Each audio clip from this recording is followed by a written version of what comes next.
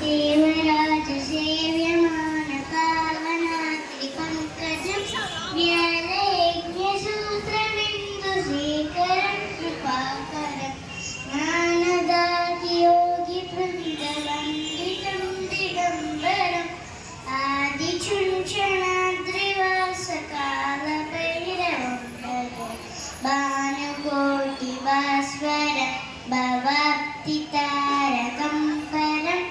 नीलकण्ठनप्सिदातदायकं त्रिलोचनं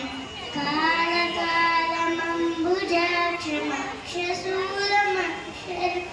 आदिचुञ्चनाद्रिवासकालभैरवं भजे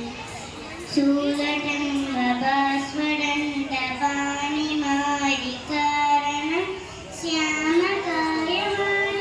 श्यामकायमालिदेवमक्षरं निरामयं भीमविक्रमं प्रभुं विचित्रताण्डवप्रियम् आदिचुञ्चनाद्रिवासकालभैरवं भजे भुक्तिदायकं प्रहस्तचारुविग्रहं वस्तवस्तरं स्थितं समस्तलोकग्रहं निलिप्वनन्मनोज्ञहेमकिङ्किणीरसङ्गतिम् आदिचुञ्चनाद्रिवासकालभैरवं भजे धर्मसेतुपालकं सधर्ममार्गनाशकं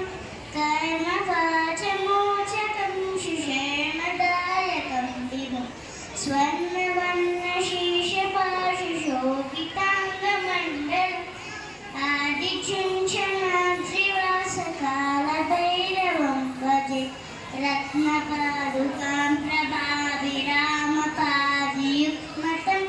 नित्यमद्वितीयमिष्टदैव्यतं तिरञ्जनं युज्यधर्मनाशनं करालकं श्रमोक्षणम् आदिचुञ्चनाद्रिवासकालभैरवं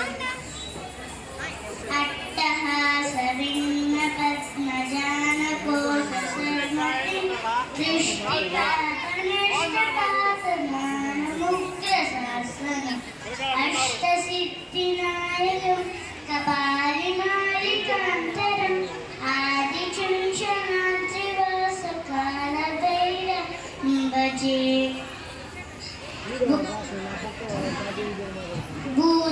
भूतसङ्गनायकं विशालकीर्तिदायकम्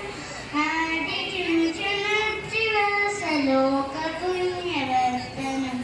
नीतिमार्गपूरितं पुरारजपुनर्पतिम् आदिचुञ्चनाद्रिवासकालभैरवं भजे कालभैरवाष्टकं पठन्ति ये मनोहरं ज्ञानमूर्तिशासनं विचित्रपुण्यवर्धनं शोभमोहदैर्यलोभकोपतापनाशनं ते प्रयान्ति कालभैरवं त्रिसन्निधिं ध्रुवम् आदिचुञ्चनाद्रिवासकालभैरवं भजे